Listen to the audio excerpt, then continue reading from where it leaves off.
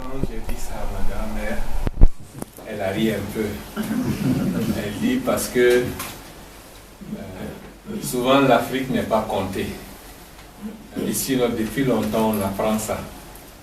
Parce que moi, j'ai remarqué aussi aujourd'hui, par exemple, quand un chanteur sort un CD, par exemple, si le CD est sorti en Angleterre, s'il est sorti en France, s'il est sorti aux États-Unis, on dit sortie mondiale.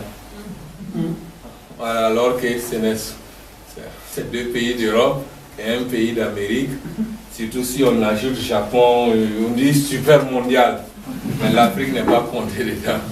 Sinon, elle dit que, en tout cas, nous, on nous apprend. Et quand tu vas dans le pays de quelqu'un et tu trouves que tout le monde marche sur la tête, essaie aussi de marcher sur la tête. Comme ça, même si tu n'y arrives pas, les gens verront que tu as essayé. C'est la base de tout.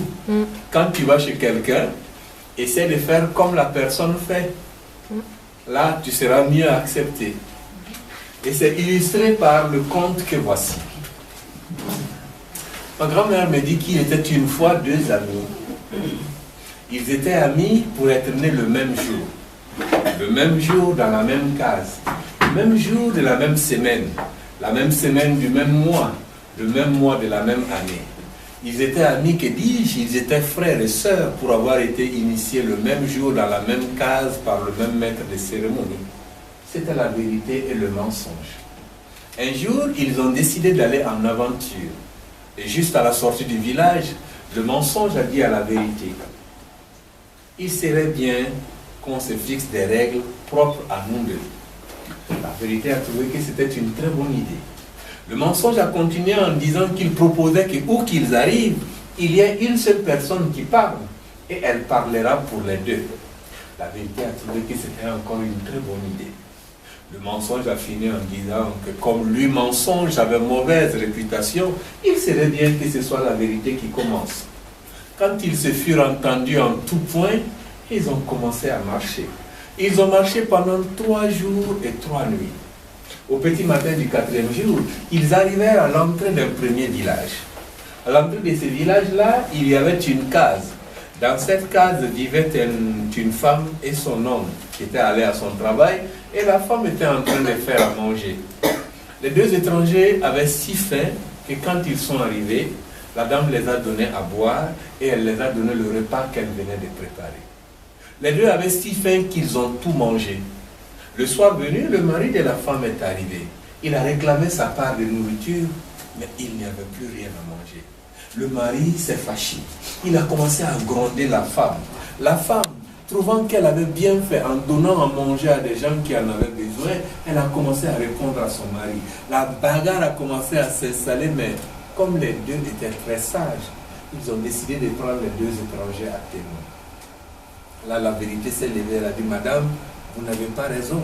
Vous aurez dû diviser cette nourriture en 2 parts, nous donner une part et garder l'autre part pour votre mari. C'est vrai que là, il sera obligé de se coucher sans manger. À ces paroles, le mari s'est consolé. Il est rentré se coucher. Mais la femme, elle n'a pas dormi de la nuit. Le lendemain matin, quand son mari est parti à son travail, elle a réveillé les deux étrangers, elle les a mis à la porte. Je veux la paix chez moi. Je vous donne le repas de mon mari, vous mangez tout, et quand il me grondait, vous ne pouvez même pas me soutenir, partez de chez moi. Ils ont marché pendant 8 jours et 8 nuits. Au petit matin du 9e jour, ils arrivèrent à l'entrée d'un deuxième village qui était un tout petit peu plus grand que le premier. À l'entrée de ce village-là, il y avait un groupe d'enfants qui dépeçaient un bœuf. Ils ont salué les enfants et ils ont demandé qu'un des enfants les accompagne chez le chef. Un des enfants s'est porté devant eux et les a accompagnés jusqu'à la case du chef. Le chef les a reçus, il les a donnés à manger et à boire. Quand ils eurent fini de manger et de boire, ils étaient à causer avec le chef et ses conseillers. C'est alors qu'on apporta la part des viandes du chef. En réalité, c'était les bas parties de l'animal. Les sabots, les cornes, la peau. Le chef, il s'est fâché. Il estimait mériter une meilleure part que ça. Là, on n'a même pas demandé l'avis de la vérité. Elle s'est levée, elle a dit: chef, vous n'avez pas raison. Ce sont ces enfants qui ont fait tout le travail. Le mérite les revient de faire le partage. Le chef s'est fâché, il les a mis à la porte de son village. Juste à la sortie de ce village-là, le mensonge a dit à la vérité, ça fait 2 fois que tu parles, ça fait 2 fois qu'on me chasse. Je propose donc de prendre la relève. Comme c'était leur convention de base, la vérité a accepté. Ils ont marché pendant 15 jours et 15 nuits. Au petit matin du 16e jour, ils arrivèrent à l'entrée d'un 3e village, mais qui était tellement grand qu'on pourrait dire l'univers. Juste à l'entrée de ce 3e village-là, il y avait un puits. Autour de ce puits, il y avait un groupe de femmes, et toutes ces femmes étaient en train de pleurer. Le mensonge s'est approché, et il a demandé aux femmes pourquoi elles pleuraient.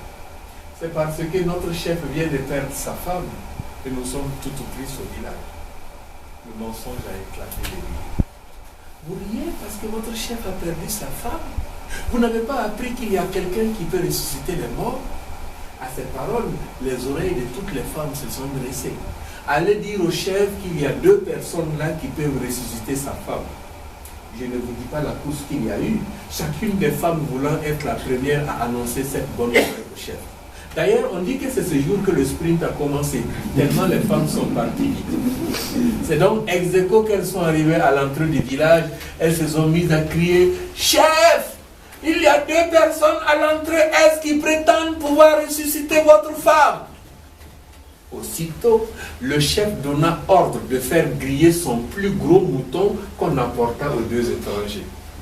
À peine avait-il fini de manger ce premier mouton qu'un 2e mouton arrivait. Et là, le mensonge s'est levé, il a dit, ah non, non, non, non, retournez avec ce mouton-là. On n'est pas venu là que pour manger. Si le chef n'est pas pressé qu'on ressuscite sa femme, nous, on va voir ailleurs. On l'a supplié. Et à sa demande, on a amené le mensonge directement sur la tombe de la femme. Là, il a demandé qu'on construise une case hermétiquement fermée, avec juste une petite ouverture, où de temps en temps, il pouvait communiquer avec les gens pour leur dire comment le travail avançait. En 2 temps, 3 mouvements, la maisonnette fut construite. Il a demandé pelle et pioche. On lui a donné pelle et pioche. Il a commencé à creuser, à creuser, à creuser. Au bout d'un certain temps, il arrête de creuser et il sort la tête. Il dit, chef, il y a un petit problème. J'ai commencé le travail sans qu'on ne s'entende sur ma récompense. Si j'arrive à ressusciter votre femme, vous me donnez quoi en récompense? Le chef, il n'a pas pensé beaucoup. Je te donne 10% de tout ce que je possède, y compris les terres. Je vous ai dit que c'était un très très grand village. 10%, les terres y compris. C'était énorme, le mensonge n'a pas discuté. Il est redescendu, il a creusé un peu plus et on l'a entendu parler une langue que personne ne comprenait. Pour la 2e fois, il sort la tête, il dit, chef, il y a un autre problème. La formule que j'utilise d'habitude ne marche pas là. Il me faut utiliser la formule supérieure. Et là, vraiment, je ne peux pas le faire à 10%. Or, tant que tu peux ressusciter ma femme, il n'y a pas de prix. 20%. Le mensonge est descendu. Il a creusé et il a parlementé un peu plus. Pour la 3e fois, quand il a sorti la tête, il avait un large sourire. Ça y est, chef, votre femme est ressuscitée.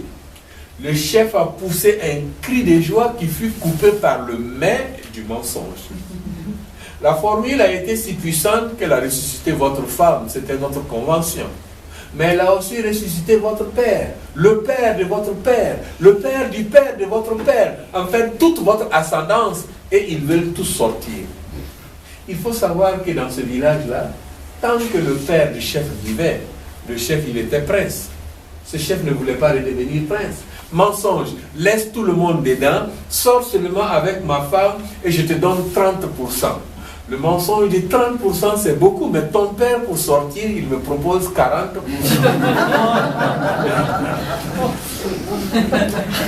Le mensonge a quand même, le chef a quand même réfléchi un peu. Il dit bon 50% et c'est mon dernier prix. Le mensonge est descendu, il a parlementé un peu plus. Cette fois quand il a sorti la tête, il dit ça y est chef, ton père reste cool. Le chef a poussé un ouf de soulagement qui fut coupé par le mais du mensonge. C'est maintenant ton grand-père qui veut sortir. Il faut dire que l'histoire de ces grands-pères-là était fortement lié à la famille des conseillers actuels du chef. Il était tellement mauvais chef qu'il s'était entendu pour l'envoyer où il était. Et le mensonge dit que lui, il veut sortir pour régler ses comptes avec les conseillers et leur famille. Il y a eu un mouvement brusque de conseillers à droite. Ils ont pris une décision lourde des conséquences. Mensonge, laisse tout le monde dedans et sort.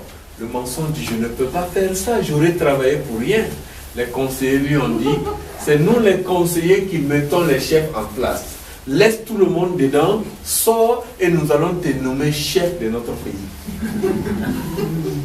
Le mensonge a laissé tout le monde dedans. Et les conseillers l'ont effectivement nommé chef de ce pays-là. Et ma grand-mère me dit que ce village, ce pays-là, c'est notre monde actuel. Et elle me dit que c'est depuis ce temps qu'il y a beaucoup de mensonges sur notre terre-là. Mais elle nous dit que nous qui connaissions cette histoire, s'il nous arrive d'entendre, ou même de dire un mensonge, il ne faut pas qu'on panique. Parce que nous savons que où il y a le mensonge, il y a la vérité. Et souvent, elle se proclame toute seule. Une